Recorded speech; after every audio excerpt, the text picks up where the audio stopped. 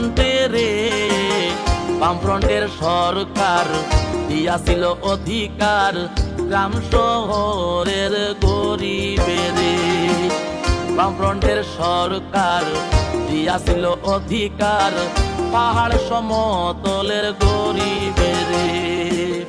জুমলার সরকার আর নাই দরকার, জুমলার সরকার আর নাই দরকার, ফিরাইয়া আনো বামফ্রন্টেরে। বামফ্রন্টের সরকার দিয়াছিল অধিকার পাহাড় সমতলের গরিবেরে। বামফ্রন্টের সরকার দিয়াছিল অধিকার পাহাড় সমতলের গরিবেরে।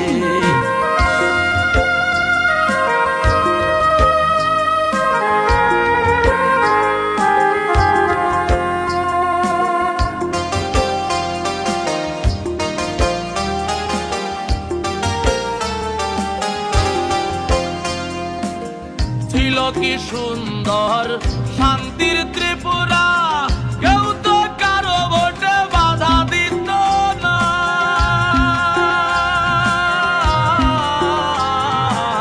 ছিল কি সুন্দর শান্তির ত্রিপুরা, কেউ তো কারো ভোটে বাধা দিত না।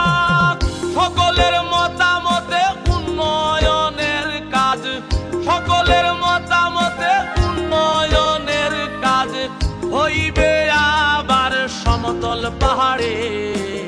বামফ্রন্টের সরকার দিয়াছিল অধিকার গ্রাম শহরের গরিবেরে। বামফ্রন্টের সরকার দিয়াছিল অধিকার পাহাড় সমতলের গরিবেরে। 28 থেকে 30 দিনে, আমাদের সময় 85 দিন 90 দিন, আজকে 28 থেকে 30 দিনে পড়েছে রেগার কাজ। মানুষ চোখের জল ফেলছে, চাকরি নেই, কাজ নেই, ব্যাংকের মধ্যে লোন নেই, ব্যবসা মন্দা বাজারে। এর বিরুদ্ধে যখন আমরা লাল ঝান্ডার কথা বলছি, ডাবল ইঞ্জিন নিয়ে যখন আমরা মিছিল করতে চাইছি, ডাবল ইঞ্জিন নিয়ে যখন অমরপুরে আমরা লাল ঝান্ডা নিয়ে কথাবার্তা বলে ব্লকে ঘেরাও করতে যাচ্ছি, আমরা যখন এখানে সিদ্ধান্ত করছি লাল ঝান্ডার মিছিল করব, 5 বছর ধরে একটাই আওয়াজ বিজেপি দলের একাংশের বন্ধুরা, না লাল ঝান্ডা নিয়ে রাস্তায় বের হওয়া যাবে না, কথা বলা যাবে না, লাল ঝান্ডা বের হলেই আক্রমণ, লাল ঝান্ডা বের হলেই মিথ্যা মামলা। ওই আপনাদের এলাকার ঘরের ছেলে স্নেহা সিংহের বিরুদ্ধে কিভাবে মামলা হয়েছিল আপনাদের মনে নেই? মনে আছে তো? ওই স্নেহা সিংহের বিরুদ্ধে এই মিথ্যা মামলার বিরুদ্ধে যদি গৃহ জ্বালাতে হয় 16 তারিখ কাজটা করে তারকা চিহ্নের বুদান টিপতে হবে। এরা হচ্ছে গৃহ জ্বালানোর সঠিক জায়গা। আর কি বলছে বিজেপি দলের বন্ধুরা? অনেকে হয়তো ভাবছেন কেন বলছে কথা। দেখছিলাম আসার সময় দূর দূরান্তে মাইক মারছে। বিজেপি দলের বন্ধুদের কারোর সাথে আমাদের কোনো শত্রুতা নেই, বিজেপি দলের বন্ধুদের সাথে কারোর সাথে আমাদের কোনো জায়গার লড়াই নেই, জমির লড়াই নেই, সুদের কারবার নেই, কোনো ঠিকাদারি কারবার নেই। বিজেপি বন্ধুদের মধ্যে যারা ভালো মানুষ আছেন তাদের উদ্দেশ্য জিজ্ঞেস করতে চাই, কেন বলছি আমরা বিজেপি সরকার থাকবে না? মানুষের কেন অভিজ্ঞতা এমন হলো? আপনাদের তো একই অভিজ্ঞতা, নতুন বাজারের মানুষ তো ত্রিপুরা রাজ্যের বাইরে না। এই বিজেপি সরকার এই তো 2018 সালে ক্ষমতায় আসার আগে বাজার গরম করেছিল একটা কথা। আমি লম্বা বক্তৃতা আপনাদের কাছে করবো না, আপনাদের ভারতবন্ধ করবো না, পরিবর্তন আছে কথা বলবে।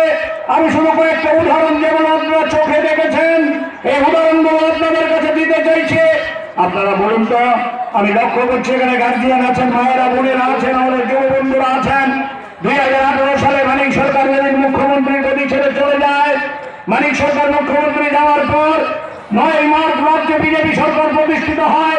বিজেপি সরকার প্রতিষ্ঠিত হওয়ার আগে এই নতুন বাজারে মাঝে দোকানটাতে দেখছেন, এই মাঝে দোকানে 1 লিটার সরষের তেলের দাম কত ছিল? কত ছিল বলেন না, কত ছিল? 2017 সালের শেষ দিকে, 2018 সালের প্রথম দিকে 1 লিটার সরষের তেলের দাম সর্বোচ্চ ছিল 109 থেকে 10 টাকা।